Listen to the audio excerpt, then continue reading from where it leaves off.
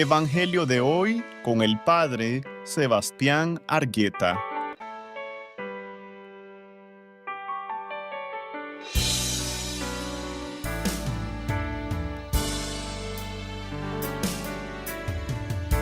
Jesús se retiró al lago con sus discípulos, y mucha gente de Galilea y de Judea lo siguió. Al enterarse de todo lo que hacía, también acudieron a él muchos de Jerusalén, de Idumea y del otro lado del Jordán, así como de los alrededores de Tiro y de Sidón. Por causa del gentío y para evitar que lo apretujaran, Jesús pidió a sus discípulos tener siempre lista una barca. Y es que como había sanado a muchos, todos los que tenían plagas querían tocarlo y se lanzaban sobre él. Cuando los espíritus impuros lo veían, se arrodillaban delante de él y a gritos le decían: «Tú eres el Hijo de Dios». Pero él les exigía con toda firmeza que no revelaran quién era él.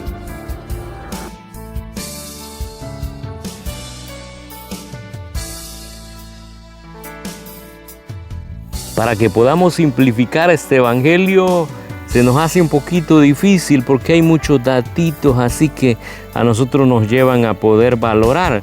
En primer lugar, sabemos que estamos haciendo un recorrido de la vida pública de Jesús. Ya hemos pasado por el bautismo de él. Ustedes saben que allí se terminó la Navidad y de allí desde la fiesta del bautismo del Señor, que es el testimonio que da Juan el Bautista en primer lugar, que es el primero que lo ve, y luego el Padre, y pues a través de una voz y la paloma, que significa la presencia del Espíritu Santo. De allí se inaugura el proyecto público de Jesús, empieza la misión. Pues en esta misión acontece que ahora él se retira con los discípulos a la orilla del lago. En primer lugar, utiliza el ambiente de la pesca, el ambiente de la cultura de los mismos discípulos que han salido de allí también. Ellos eran pescadores en su mayoría, pero aparece la orilla como principio teológico también, que es toda la debilidad que acompaña a cada persona en su entorno y en su misma experiencia. Si ustedes se fijan, cada ser humano vive unos baches que necesita irlo solucionando cada día que pasa. En la misma vida nos enseña a nosotros que tenemos que ir mejorando en un detalle, en otro detalle, y al final pues terminamos la vida sin haber concluido, sin haber madurado totalmente. Las orillas son las partes más frágiles del ser humano. Él se ubica allí, en ese lago donde está una orilla que no calza muy bien como cualquier calzado, vea, que usted se coloca y que no le entra bien el zapato. ¿Por qué? Porque no es el de su talla. Entonces allí Jesús se ubica y por eso se retira con los discípulos a esa orilla y lo siguió mucha gente. Aquí aparece que mucha gente. Para algunos grandes estudiosos se dice que eran pocos, pero en la medida que fue avanzando el cristianismo, se fue uniendo un acontecimiento de paganos que no estaban, en condiciones con anterioridad de poder formar parte del proyecto de Dios, pero cuando viene Jesús, todos esos gentiles empiezan a unirse. Por eso la propuesta también de la Epifanía del Señor, la visita de los magos de Oriente, representa que todos van con ese mismo principio de llegar ahí mismo a tener como referencia a Cristo. Y aquí aparece que mucha gente lo sigue y al enterarse de las cosas que hacía, acudía mucha gente también. Y de diferentes regiones, menciona Judea, menciona Jerusalén, menciona Idumea, menciona Transjordania, que eran las partes que empezaron a escuchar la novedad del Evangelio.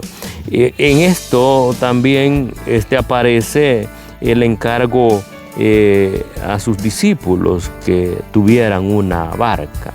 Y pues siempre la barca va a simbolizar la presencia de la iglesia, una iglesia que es actuante, una iglesia que se coloca como principio para transformar la humanidad. Siempre la iglesia es garante moral también. Eso significa que el Señor se ocupa de una iglesia. La iglesia es la comunidad. Desde la comunidad el Señor sigue hablando. Es decir, de que el principio de unidad en la iglesia es el primero.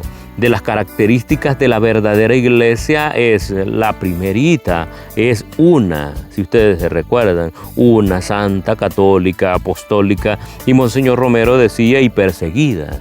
Eso significa que la iglesia llega a constituir el lugar idóneo donde empieza a darse las transformaciones más grandes. De la iglesia han salido los pronunciamientos proféticos más grandes en la historia. Han ocurrido encíclicas que han hablado acerca del bien común también. Han habido sínodos en donde se ha luchado para poder evolucionar. Inclusive el sínodo de Jerusalén es el primerito que nosotros vemos con la realidad de unidad que hace falta hoy. Y por eso ocupa la iglesia para poder llevar a cabo. Cuando nosotros hemos dicho, ¿y para qué sirve la iglesia? Es que muchas veces solamente se convierte la iglesia en floreritos, en angelitos, ¿verdad? En adornitos, en cortinitas. Y cuando la iglesia no va más allá y defiende los principios como la justicia, el amor, la verdad, ¿verdad? La comprensión, la solidaridad, la misericordia, la reconciliación. Si es que no toca esos principios, entonces no es garante tampoco. Y Jesús quiere seguir utilizando una iglesia, que es la iglesia, en donde todos seamos uno, como Él y el Padre son uno. Pero además de eso, dice lo siguiente, dice de que los espíritus inmundos se postraban ante Él, gritando, tú eres el Hijo de Dios. ¿Quiénes se postraban? Los mismos, dice, espíritus inmundos. Pero Él les prohibía severamente que lo diesen a conocer. ¿Por qué?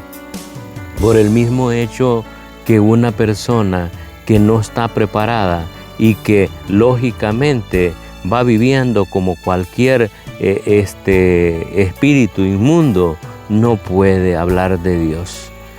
Y por eso es que tenemos una cultura de cristianos también, pero cristianos comerciantes, que quizás lo que llevan es ese demonio, ¿verdad? Ese demonio del interés comercial, de tal manera que al final se pueden construir hasta grandes estadios, se pueden construir grandes templos, pero lo que hace que nosotros podamos anunciar a Jesús es la coherencia.